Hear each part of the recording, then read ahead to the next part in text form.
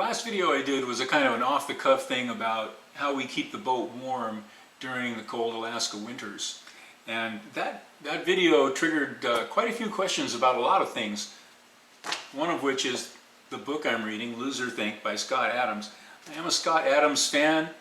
Laura and I enjoy watching his Periscope in the morning with our morning coffee. You might take a look and check that out yourself. But anyway, there it is. Other questions that came up were more related to the subject of the video, and that is keeping the boat warm and keeping it dry.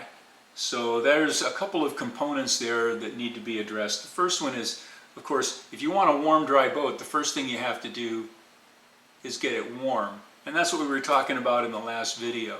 Now those pretty quick and easy solutions that we used on a boat that does not have a heater. We bought it in Hawaii, of course, back in 1990, and no heater there, didn't need one. But when we came up to the Pacific Northwest, we started seeing the need, and I started doing the research. We learned pretty quickly that it's not just heat that you need, but you need to do something to deal with the condensation that develops. We first encountered the problem of a lot of condensation when we sailed from Hawaii to Port Townsend, and we were living aboard in the boatyard. And what was going on was we were getting a lot of condensation, a huge amount of condensation.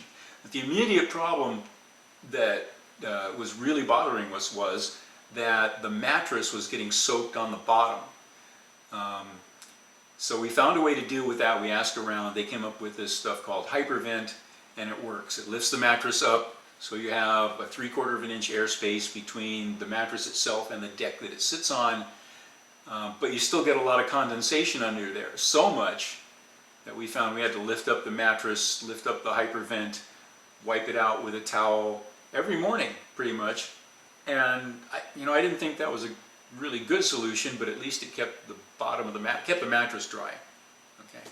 Started looking around, found a book called The Warm Dry Boat, and I loaned it out many years ago, and so I don't have the book anymore, but I wrote down all the principles that are involved in it and started applying them as we began the major rebuild up here in Alaska.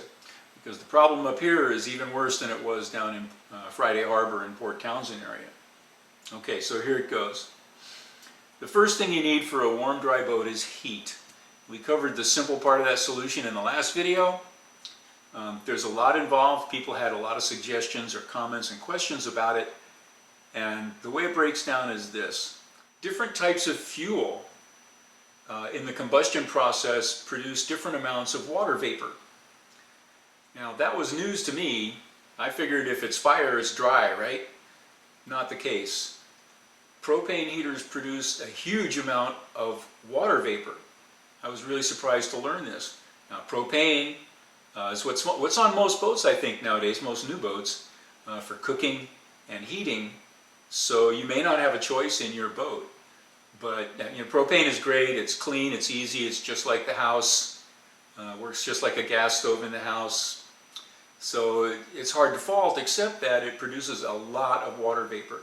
So if you're going to use propane, you're going to have to apply some of these other principles to get rid of all that water vapor that your heat source is producing.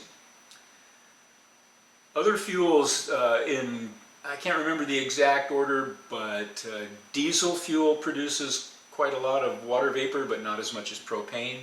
Alcohol produces a moderate amount of water vapor. That's what we're using because we cook with alcohol, so we heat with alcohol. That means we only have to have 2 fuels on the boat, diesel and alcohol. We did consider getting a diesel cooker and heating unit. It was very expensive. We looked into it. It just didn't fit what we wanted to do, so we skipped that and we continued to use alcohol for cooking and heating. Another solution is solid fuel heater.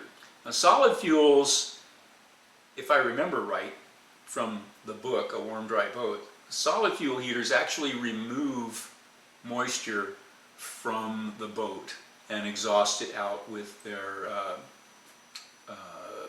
exhaust. So that would seem to be the ideal solution, except that solid fuels are kind of messy.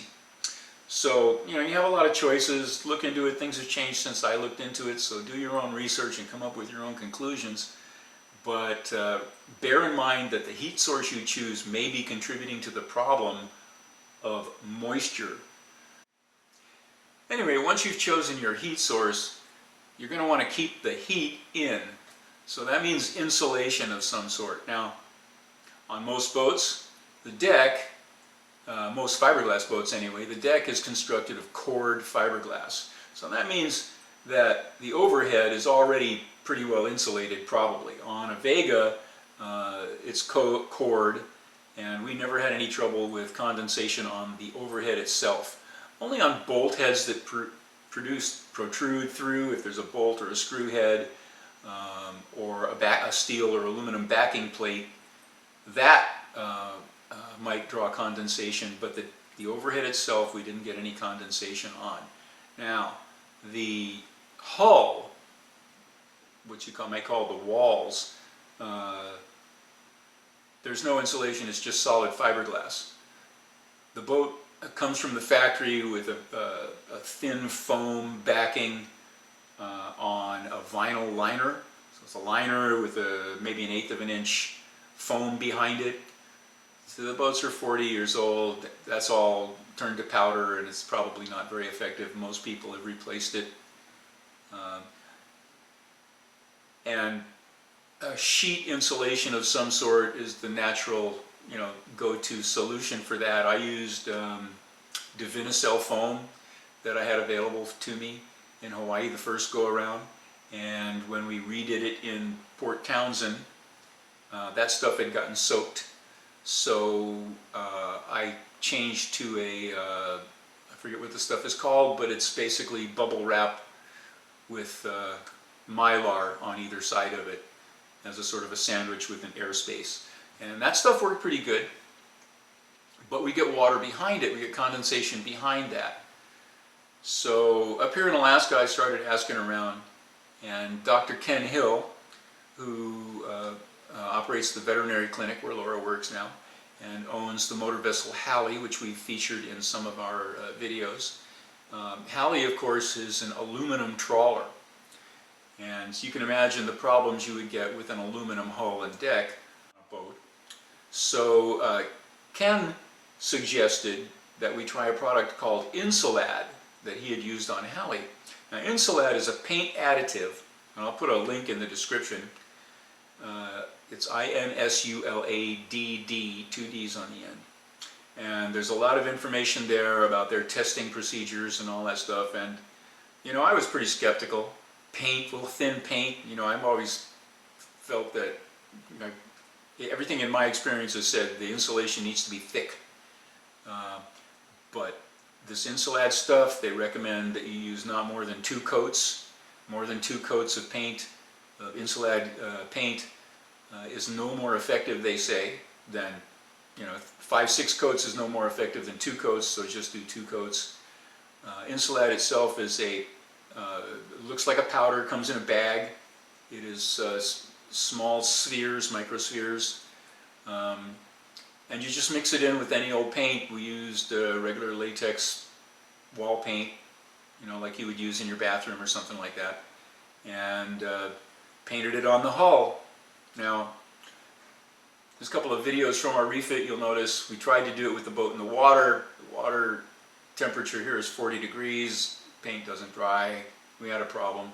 You can go back and look that one up in our refit videos. We hauled out and we got painted all the way down. So we have Insulad paint additive in the paint on the inside of the boat on the hull. And it works. I was surprised, I am surprised now, but I have to tell you it seems to work just fine. And we've experienced some pretty cold temperatures down below 0, and this Insulad material mixed in with the paint that we applied to the hull absolutely seems to work. So we've got the insulation solved, we've got the heat source solved, so our boat is warm, but we have to keep it dry. And the problem here is that unless you're using electricity or a solid fuel heater, your heat source, and you are producing a large amount of water vapor that is now held in the air inside the boat. And you have to get rid of it, because if you don't get rid of it, eventually it's going to find a place to condense somewhere inside the boat. It's going to find a cold spot where it condenses, or your boat is just going to be impossibly muggy inside. And we don't want a muggy, wet, damp boat, even if it's warm inside. So the solution to that, again, according to the book, A Warm, Dry Boat, is to evacuate all that stale, wet, warm air and bring in fresh air, which of course is cold because it's coming in from outside. All right? Logically, what we want to do is have our heat source as close as possible to the source of incoming air, incoming cold air, so that it warms that air up, and then that air can move through and out of the boat. So here we're intersecting ventilation and heat source. It's best to put the heat source close to where the air is coming in. Now, where is the air coming in? It depends. Take a little step back here. With our boat, Lealea, in the original owner's manual, there's a diagram like this. Can you see that? Can you see that there? I printed a bunch of them out, and I use them for brainstorming, where I'm going to put the new bulkheads, what I'm going to do with the furniture, how I'm going to run the wiring. I have one here that's it's got the wiring all laid out on it. Ah, here it is, right here. Here's the one with the wiring. And, oh, here's one here. Here's a suggestion for you. You get a diagram of your boat in profile like that, and mark on it where the slings go when you haul out, and you hand this to the travel lift or crane operator, and he'll be very happy and grateful to you, and your boat will stay in the slings and not fall out and not be damaged. So that's a handy way to do that. I'm going to use this today. Where's the one I was going to use? Here it is, right here, to show you the ventilation scheme that we came up with. Now again, I'm going to refer to that book that you probably can't get. It's a very entertaining book, by the way. Roger McAfee, the author, suggested to find out where the air is going in your boat by closing it up and smoking a cigar inside. I'm not sure that's the best way to do it, but just thought I'd mention that to you because I thought it was funny. McAfee said that he discovered that the airflow on most boats goes from aft forward. So, and that's especially true in a sailboat. The airflow is from the stern forward.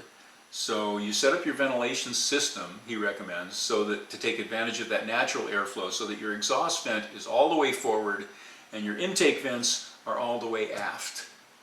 So now, in a sailboat, of course, the companionway is the major source of incoming air when it's open. But when it's cold, you're going to have that closed up. So where's the air going to come in? A Vega has vents all the way aft on the stern deck behind the cockpit. There are two 3-inch vents back there. And what we've done is open them up so that they just let air into the cockpit area. There's a third vent, a third incoming vent on the side of the cockpit well with a 3-inch hose, 3-inch diameter ventilation hose leading down to a vent in the bulkhead that separates the galley from the cockpit lockers. So those are our sources of incoming air. Now the bulkhead that separates the living space from the cockpit lockers is leaky air, I mean. It has holes for hoses and wires and one large one for the cat to crawl through, but we don't have the cat anymore, but we'll probably get another one. And a couple of 3-inch holes for the air specifically for the air to flow through. And that leads the cold air to come in right by the companionway steps. The exhaust vents are all in the forward cabin. There are 3 of them. There's one 4-inch vent and 2 3-inch vents. The 4-inch vent is right up in the forepeak in what used to be the chain locker. And that pulls most of the air out, all of the air from our sleeping. And then there's another 3-inch vent in the hatch, the foredeck hatch, and that's a solar vent.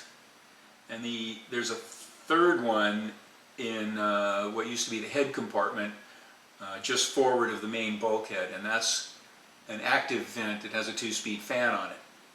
So those are the exhaust vents. The one all the way forward, the 4-inch vent, is running all the time. And what it actually is it's a 4-inch mushroom vent with a 4-inch computer fan that runs all the time, very low draw, almost silent, and very efficient.